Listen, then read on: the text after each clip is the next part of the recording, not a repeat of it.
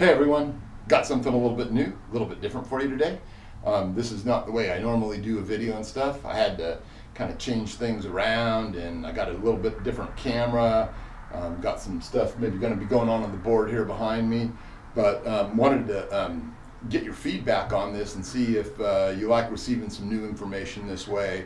Put your thoughts and stuff down, as this video makes its way through, and just let me know how you feel.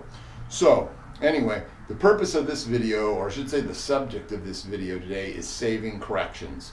I think everyone out there, it's no big surprise that there's a huge disconnect between management, administration, and what happens with those down on the line staff end of it. It's a really serious problem, and it's one that I think is only going to be cured by bringing new people up through our ranks, teaching them how to think critically, and then having them ascend beyond our ranks to take power. Because a lot of the people that are up there now just really aren't cutting it. Now that's not to say that all of them are bad. There are some administrators, wardens, everything that I've dearly loved over the years, but there's not enough of those kind. So that's what we want to do to try and remedy this. We want to bring those people up that are now within our ranks, teach them to think critically, show them a few things, and then have them ascend beyond us and start trying to actually figure out some of these huge problems that face us. So anyway, I'm just going to give one example of the problem that face us right now and show you why it's such a big deal. And hopefully I'm going to show you something that I've written behind me here, and you're going to think that you know where it's going, but you really don't, at least not yet. So I'm going to start. So as I take this away, I think everyone here can see I've written the term prison guard on here. Now I want you to stop and think for just a minute. This is something that I've talked about countless times, about how our professional ancestors, they were great people, we moved beyond that. That is not really what this particular video is about, although it does play into that somewhat. So I just want you to think about this. This term prison guard that I've got here behind me, thousands of times every day, perhaps millions of times per year, is used by journalists. Hundreds of journalists, maybe even thousands of journalists. This is the term they use. This is the term they use to describe us. Well, what's so bad about that? Now, we all hear the, well, I don't care what they call me as long as they pay me. Or somebody who's just incensed, how dare they call us prison guards? You got two different ends of the spectrum there. But I'll tell you what, it's a little bit more tricky than that, because we really need to think this through. This is a little bit of what I'm talking about, of doing some critical thinking. So every day, this term is used by people who should know better. And it is, I don't know if you can see what I'm going to write here, but I'm going to write the term factually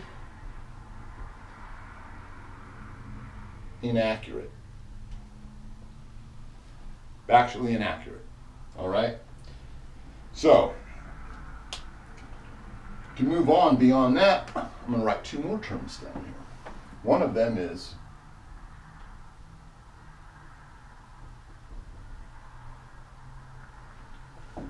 isolation.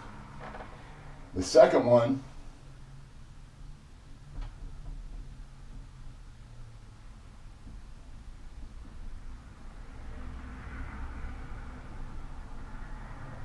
solitary confinement.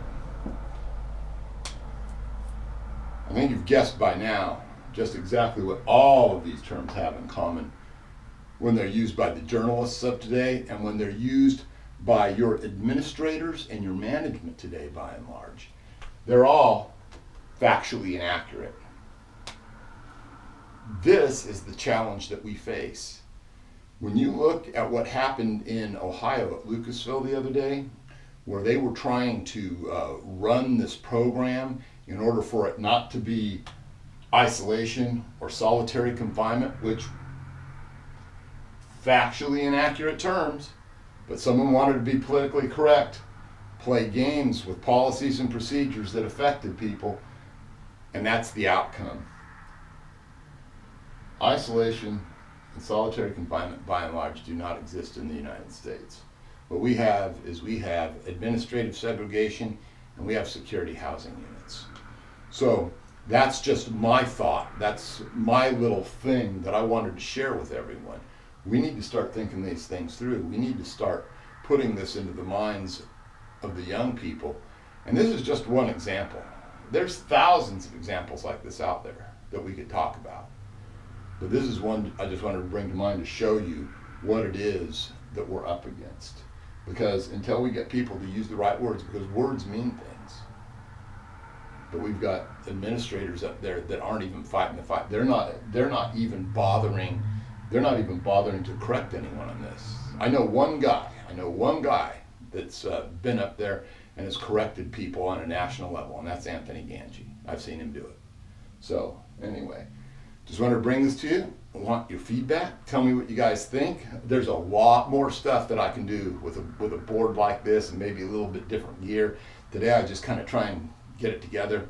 But anyway, let me know what you think. I'm going to send this on to Anthony. Hopefully he's going to think it's good enough to post it up. Anyway, everyone, take care, stay safe. Bye.